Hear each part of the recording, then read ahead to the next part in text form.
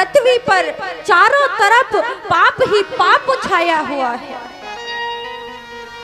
जो ब्राह्मण थे वो ब्राह्मण नहीं है, और जो क्षत्रिय थे वो क्षत्रिय नहीं है। क्यों? क्योंकि आजकल के जो ब्राह्मण है ना, सिर्फ अपना पेट भरने के लिए, अपना पेट पालने के लिए अपने ग्रंथों को भी बेच रहे हैं। पहले कभी नहीं होता था प्यारे भक्तों ऐसा कि ब्राह्मण अपने ग्रंथों को बेचे, लेकिन आज आप देखना कि ये ग्रंथों का भी मोल करते हैं, ये ग्रंथों का भी मोल करते हैं। पहले क्षत्रिय थे, लेकिन आज के क्षत्रिय नहीं है। क्यों? क्योंकि पहले क्षत्रिय अगर अपनी जबान से एक वचन भी निकालते थे तो उस वचन पर अटल रहते थे, लेकिन आज के क्षत्रिय कह देते हैं कुछ और करते हैं कुछ। इसीलिए कहते हैं कि पहले क्षत्रिय भी क्षत्रिय थे, लेकिन आज के क्षत्रिय नहीं है प्यारे भक्तों।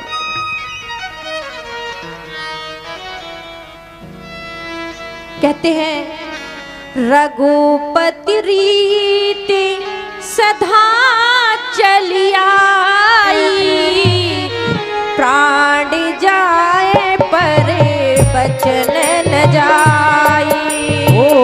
रघुकुल रीत सदा चली आई, प्राण जाए पर बचन न जाई। राम सिया राम जय जय राम, राम सिया राम जय जय राम। कहते हैं कि रघुपति रीति सदा चली आई, प्राण जाए पर बचन न जाई। लेकिन एक और पंक्ति है प्यारे भक्तों, बताओ मैया, चलो बता ही देती हूँ, मन में आ गया। कलयुग रीति सदा चली आई, प्राण जाए पर दाम न जाई। प्राण जाए पर दाम न जाई। कलयुग रीति सदा चली आई, प्राण जाए पर दाम न जाई। प्राण जाए पर दाम न जाई। कलयुग रीति सदा चली आई, प्राण जाए परे दाम न जाए। इसलिए प्यारे भक्तों, जो क्षत्रिय थे वो अपने क्षत्रियपने को मत खो। क्यों? क्योंकि हमेशा क्षत्रिय हर एक काम में आगे बढ़कर के रहते थे, लेकिन आजकल के क्षत्रिय तो पीछे बन जाते हैं, गीदड़ बन के छुप के बैठ जाते हैं, कोई बात हो जाए। अभी आपने एक न्यूज देखा होगा, जो साक्षी नाम की लड़की है जिसका दिल्ली में मर्डर हुआ है। अगर यही पहले क्षत्रियों के सामने हो जाता ना, तो किसी को जीवित नहीं रहने देते वो क्षत्रिय। लेकिन आजकल के क्षत्रिय स्वयं खड़े होकर के साक्षी के मर्डर की वीडियो तो बना रहे थे, लेकिन कोई उसकी मदद करने के लिए उसके पास नहीं पहुंच रहा था। क्या वही क्षत्रिय होते हैं? क्या यही क्षत्रियों का काम होता है?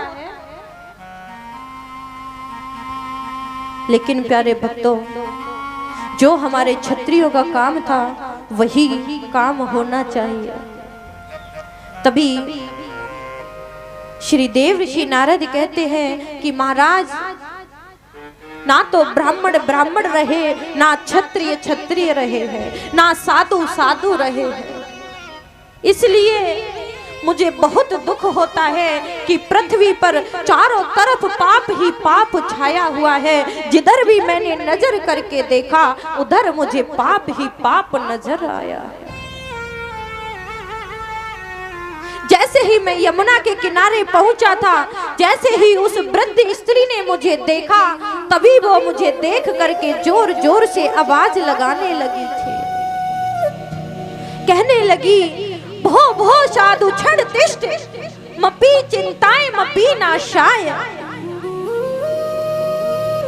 हे साधु, क्षण भर के लिए रुको और हमारे कष्टों को दूर करो। तभी वो स्त्री कहने लगी कि हे महात्मा, आपको देख करके मुझे ऐसा लग रहा है कि आप हमारे कष्टों को दूर करेंगे। आप क्षण भर के लिए रुको और हमारे सभी कष्टों को दूर करो। हमने बताया था कल प्यारे भक्तों आपको कि संत दो प्रकार के होते हैं, एक होते हैं संत और एक होते हैं असंत। जो कि देव ऋषि नारद संत थे। उनको जैसे ही देखा उस स्त्री ने तो उसे लगा कि हमारे कष्टों में कुछ राहत है, कुछ आराम मिल रहा है। तभी उन्होंने कहा था कि हे संत भगवान, क्षण भर के लिए रुको और हमारे सभी कष्टों को दूर करो। तभी देव ऋषि नारद पूछने लगे कि हे देवी, आप कौन हो और आपकी गोद में जो अचेत ये दो पुरुष पड़े हैं ये कौन है? तभी वो स्त्री कहने लगी कि हे साधु भगवान, अहम भक्ति रीति ख्याता इमोम तमोम ज्ञान वैराग्य ना मानो काल योग जर जर।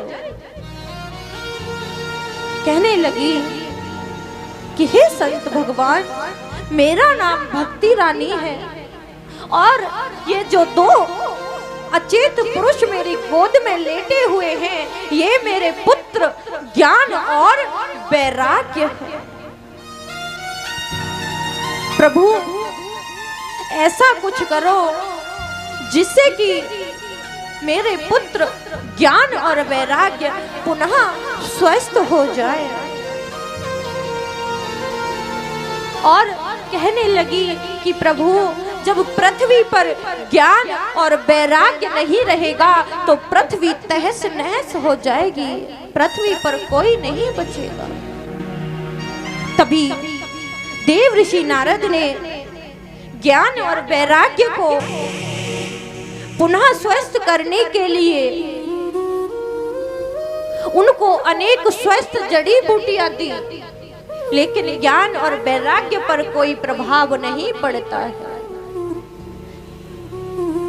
अनेक स्वस्थ मंत्र उनके कान में फूके लेकिन कोई प्रभाव नहीं पड़ता है।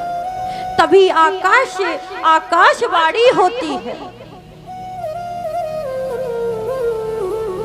कि अरे देव ऋषि नारद, ज्ञान और वैराग्य को तुम पुनः स्वस्थ करना चाहते हो तो तुम्हें अभी सत्कर्म करना पड़ेगा। जैसे ही सत्कर्म की बात आती है प्यारे भक्तों, देव ऋषि नारद सोच में पड़ जाते हैं। सारा जीवन व्यतीत कर दिया पूजा पाठ में, लेकिन आज तक हमने कोई सत्कर्म ही नहीं किया है क्या? देव ऋषि नारद सोचते हैं कि ऐसा कौन सा सत्कर्म है जिसे कराने से ज्ञान और वैराग्य पुनः स्वस्थ हो सकते हैं। तभी देव ऋषि नारद ने सोचा कि एक सत्कर्म बच रहा है, और वो सत्कर्म क्या था प्यारे भक्तों? श्रीमद् भागवत कथा का 7 दिन के लिए अनुष्ठान। देव ऋषि नारद ने सारे सत्कर्म कर लिए थे, लेकिन श्रीमद् भागवत कथा का अनुष्ठान कभी नहीं किया था। अब तो देव ऋषि नारद ज्ञान और वैराग्य को पुनः स्वस्थ करने के लिए श्रीमद् भागवत कथा का अनुष्ठान कराते हैं। दिव्य सुधा करुणामय अमृतमय सरिता कृष्णामय लीलामय परिपूर्ण करता। श्री देवर्षि नारद जी ने श्रीमद् भागवत कथा करने के लिए हरिद्वार क्षेत्र को चुना था। व्यास पीठ पर शनकादिक जी को विराजमान किया था। अब तो जैसे ही देवर्षि नारद ने स्वयं श्रीमद् भागवत कथा का अनुष्ठान किया, उसके बाद में जैसे ही श्रीमद् भागवत कथा का रसपान करते हैं, ज्ञान और वैराग्य पुनः स्वस्थ हो जाते हैं। बोलिए गोविंद भगवान की जय। अब तो जैसे ही ज्ञान और वैराग्य स्वस्थ हो जाते हैं, तभी भक्ति रानी बड़े प्रेम से झूमने लगती है। क्यों झूमती हैं वो? कहते हैं मैया,